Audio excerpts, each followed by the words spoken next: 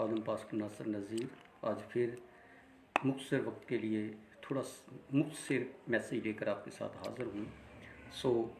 میں یہ بتانا چاہتا ہوں، آج زیادہ لمبا میسیج نہیں ہے میرا، میں چند لمحوں کے لیے آپ کے ساتھ مخاطب ہوں اس بات کے لیے کہ دنیا کے اندر ایک بڑی وبا کی وجہ سے پریشانی ہے، ہر انسان پریشان ہے، ہر کوئی پریشان ہے، اور کرونا وائرس کی وجہ سے لوگ ڈر رہے ہیں، پریشان ہیں۔ تو میں یہ میسیج دینا چاہتا ہوں کہ خدا کے لوگوں، ان وائرسوں سے ان سے نہیں ڈرنا بلکہ خدا سے ڈرنا ہے، خدا کے خوف میں چلنا ہے۔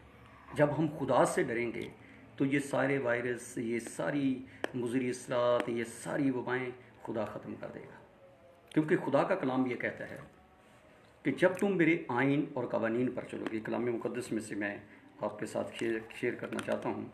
کلام مقدس کے اندر خدا نے مقدس موسیٰ کو ایک خوبصورت پیغام دیا۔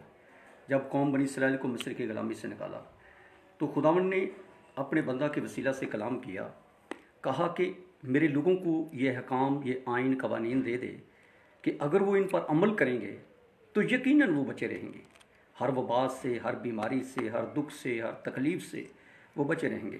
کلام مقدس کے اندر میں نے اس سے پہلے بھی اس بات کو شیئر کیا ہے، استثنا 28واں باب، اور اگر تو خداوند اپنے خدا کی بات کو جاں فشانی سے مان کر اس کے ان سب حکموں پر جو آج کے دن میں تجھ کو دیتا ہوں احتیاط سے عمل کرے تو خداوند تیرا خدا دنیا کی سب قوموں سے زیادہ تجھ کو سرفراز کرے گا۔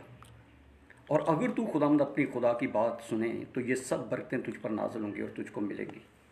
دیکھیں خدا کے لوگوں، خدا کے کلام کے اندر خدا نے خوبصورت پیغام دیا، اور پھر اس کی اگر ہم 14ویں آیت کو پڑھیں تو وہاں پر لکھا ہے، اور جن باتوں کا میں آج تم کو حکم دیتا ہوں ان میں سے کسی سے دائیں یا بائیں مڑ کر اور معبودوں کی پرستش اور عبادت نہ کرے۔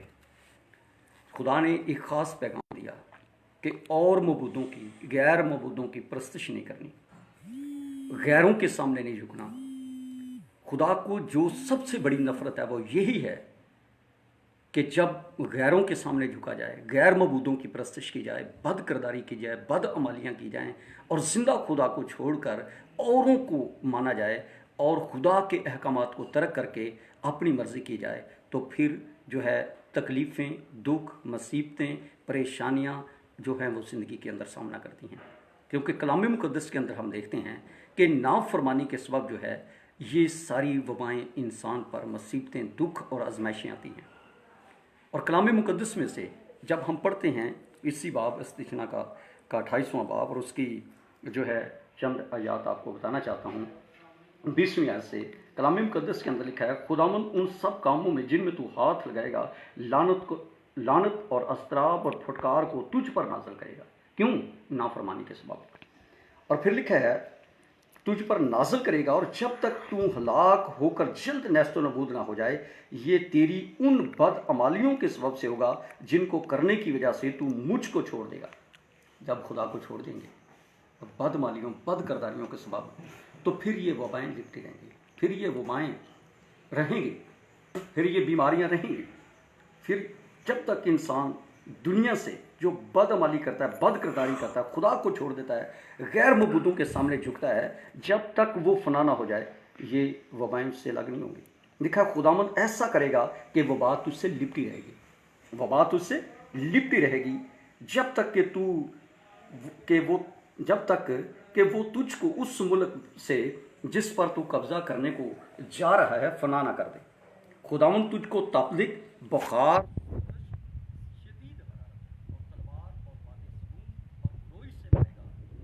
پیچھے پڑے رہیں گے جب تک کہ تو فنا نہ ہو جائے۔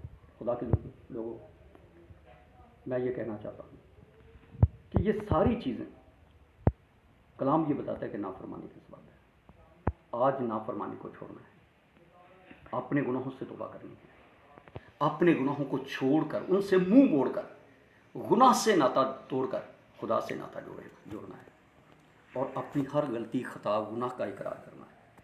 دیکھیں نینوا کے لوگوں نے 3 دن کے اندر خدا کو راضی کر لیا، روزہ رکھا، آہوزاری کی، گریہ زاری کی، خدا کے حضور گڑ گڑائے، خاک سار ہوئے، تو خدا کو منا لیا اور خدا نے اپنا غضب ڈال دیا۔ آج کتنے مہینے ہو گئے؟ کیوں نہیں یہ وبا ختم ہو رہی، کیوں یہ وائرس نہیں جا رہا؟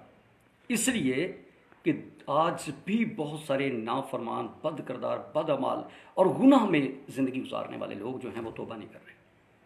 ان کو میں یہ کہنا چاہتا ہوں، دعوت دینا چاہتا ہوں، ان کو یہ درخواست کرتا ہوں کہ مہربانی کر کے گناہ کو چھوڑ دیں، لیکن خدا کو نہ چھوڑیں۔